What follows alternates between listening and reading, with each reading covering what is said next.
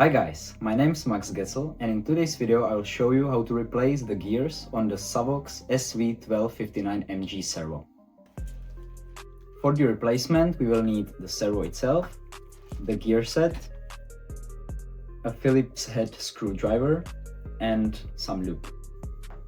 So this is the servo clean without the servo horn on, and now let's get to removing the screws from the bottom of the case.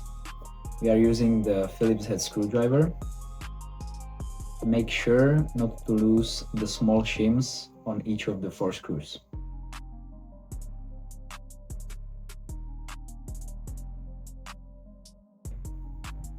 Now we will try to hold the bottom of the case together, and let's remove the top part of the case by pressing on the gear and lifting it up.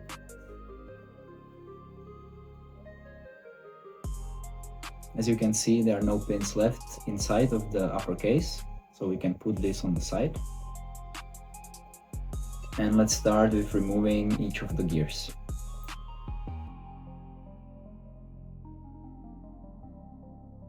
For this one, we will remove the pin as well, so it's easier to take it out. And for this one, we will use a little bit more force to press it out.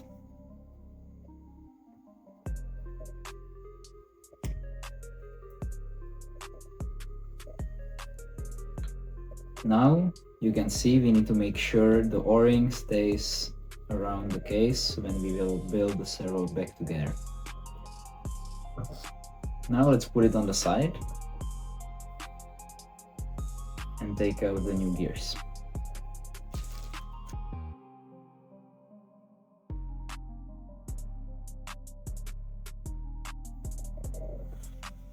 Let's take back the servo case.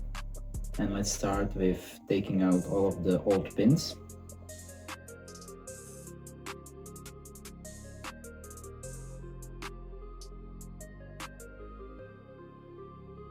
And let's put the new pins in.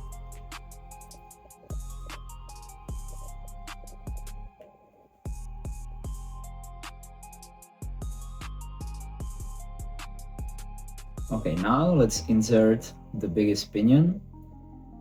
As you can see on the inside, there is a shape which you need to fit onto the servo case.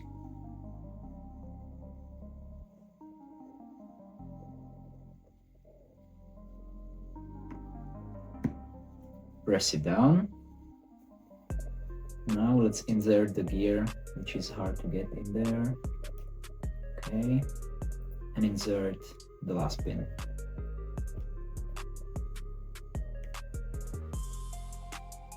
Like this, we have all the new pins inserted, and let's move to inserting the new gears.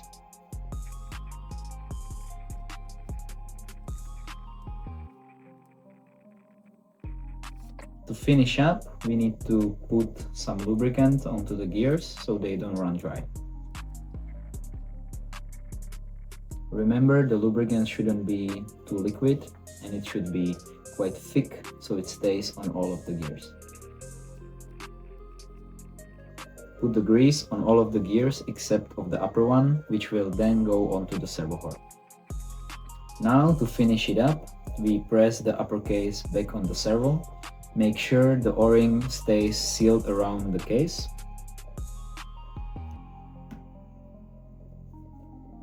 And to finish up this process, we put the screws back from the bottom part. Remember not to lose any of the shims on each of the screws, and gently screw it in.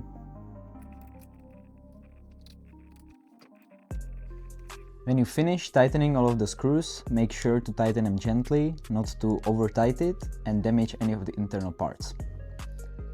So right now we have the servo fully disassembled, replaced the gears and the pins as well, and assembled again.